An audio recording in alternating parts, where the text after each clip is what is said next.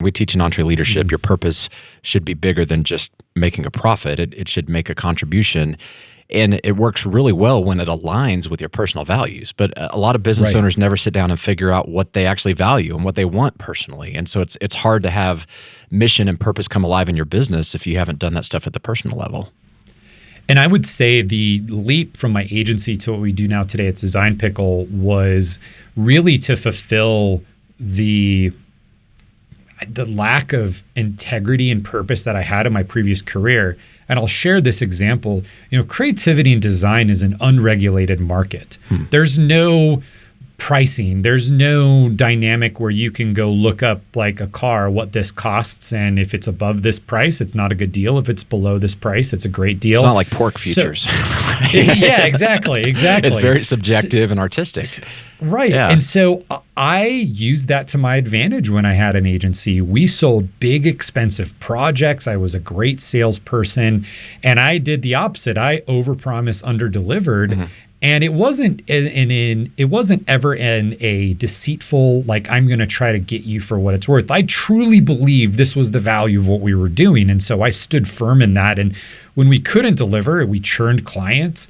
It was problematic. My team was never happy. They were always stressed. So I thought about how could I flip that value funnel to where we underpromise and overdeliver and create an economy where there is known variables of price. There is known this structure in place where you can expect, I pay this, I get this. And that to me led into then the values and the purpose, which are our current vision statement is to change lives through creativity. And I wanted to create an environment where both creatives and clients could come to Design Pickle. The creatives could have a career. They could provide for them and their family and their life. And the clients could access our creatives in a way that was comfortable, consistent, and stable, and not ride this roller coaster of big agency fees, hourly billing, I'm delayed, I can't work on this, and the chaos that sometimes, not always, because I know there's probably some creatives that listen to this, but that can sometimes come with finding and hiring creatives. I'd love to hear more just kind of at a utility or practical level, like contrasting the agency world. I mean, for people who are not as familiar with agency world, it sounds like you're describing something that's kind of normal if you're from that world. Right. How is it different than what you guys are in the vision that you have at Design Pickle? Well, Daniel, let me give you a quick masterclass in the 5 ways to buy creativity. So this will help anyone. So there's really 5 ways that you can go and hire creatives. The first has been around forever, and that's an employee. And I think that's what most people are familiar with. Employee is fantastic. You get to hire them. There's all the benefits of someone that works for you, all the cost, all the process of hiring someone. That doesn't take explaining. Then, sometime before the Mad Men days, there was the agency, and the agencies came around and said, look, we're gonna take all of that responsibility off of you to find and hire people, and we're just going to be a specialist in whatever it might be. So today there's digital agencies, there's Facebook agencies, there's design agencies, there's agencies for everything, video, whatever it might be. And the downside of agencies is you're then paying for all their overhead, all of the cost. There's a lot of process. There's buildings and structure. So the fees are usually, if they're a decent agency, very high.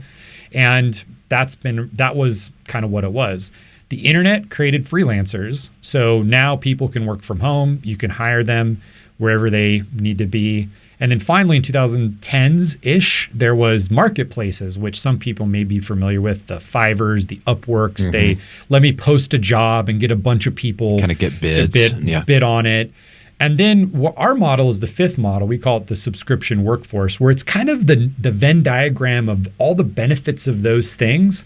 But it is a new model, and there's lots of businesses now adopting this model where I hire Design Pickle, pay it like a software subscription. I get that connection with my designer, but it's affordable, it's scalable, and it moves with my business. So if I have a lot of work one month, we can scale it up or down.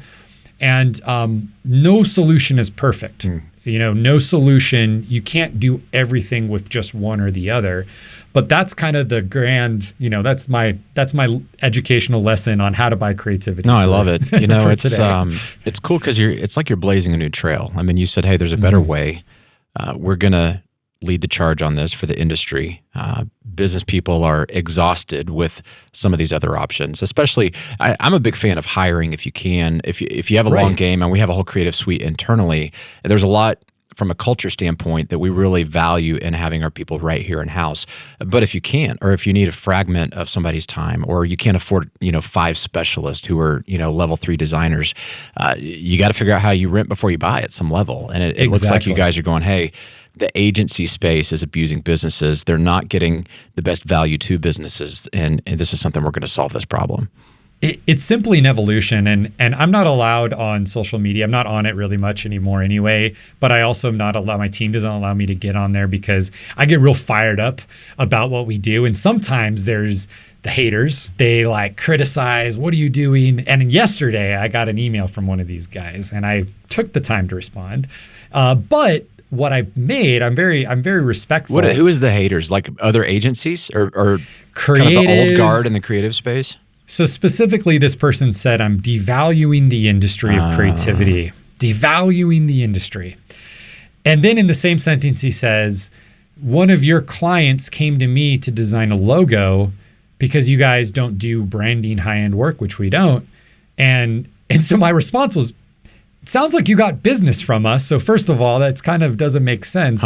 But guess what? 20% of our clients are creatives or agencies. We fit the bill. We've had over 1,000 companies work with us, leave on great terms, and grow their own businesses to hire their own full-time creative. So there is this model that we're fulfilling, just like you said, where it's the in-betweens. Maybe you can't get someone full-time, or maybe you have a team of 20, but you need a couple part-time folks for a busy season.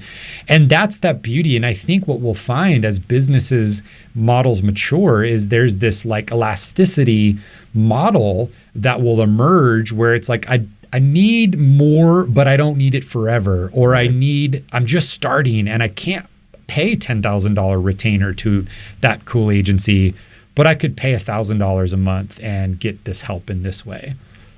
So in blazing a new trail, creating a new model, I like the idea that you've got this niche and there's some novelty to it. I also imagine, as you've mentioned, there's adversaries, there's haters, but just in explaining it to new clients who aren't familiar with the model, what have been some of the bigger challenges in describing this thing that hasn't existed before? I mean, you're having to birth a new baby and then tell everybody this is what it is and nobody's ever met it. What has that been like? It's actually one of the funniest parts, that the biggest sales challenge that we have is that people don't believe it's true.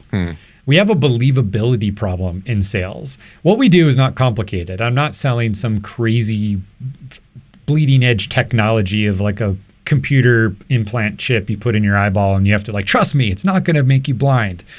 We offer a very common thing that most of our clients, the ones that we would like to have bought before. It's the believability of our value proposition. Our pricing, it's either $500 or $1,000 a month to get a part-time creative. It's no contract. It works. There's no variability in pricing, and people are like, how do you do it? I don't understand. So we're always working on building trust, and part of our brand, it's very simple. It's a smiling pickle. It's how do we be friendly, which is one of our core values. How do we connect more than creative services? We have a full support team that can just help you out, that if you just need to talk shop.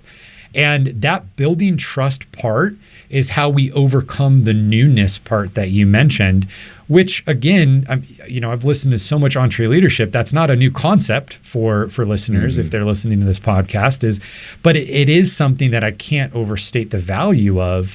And then we just let people try it out. Just try it out. If it's not a good fit, we're not going to twist your arm and force you into indentured servitude. You can come in, try it out. If it's not a good fit, then that's okay. So we don't take ourselves too seriously, and we don't try to sell it too hard, because I think that comes off almost desperate, and that's obviously not the best sales strategy. I have to imagine that there could be some, like when you're talking about the believability, there could be some skepticism in the pricing being lower. You know, we all have this thing like you get what you pay for, or the fact that it is expensive probably means you can demand a lot. You know, okay, it's only $1,000 a month, but am I really going to get quality work? Am I really going to get the customer service, you know, that I need, or the response time, or being able to go back and forth on multiple iterations till we get it right? You probably can't get that for this price. I mean, it seems like there'd be some skepticism if you're 10%, you know, or 10x lower than what they've you know, been used to paying for that.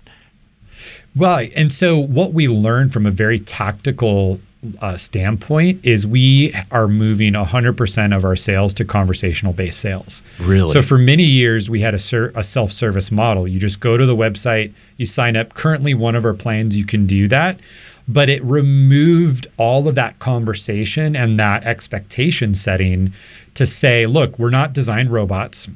It's not AI and you send in 1,000 things and they're going to be done the next day. You're working with someone.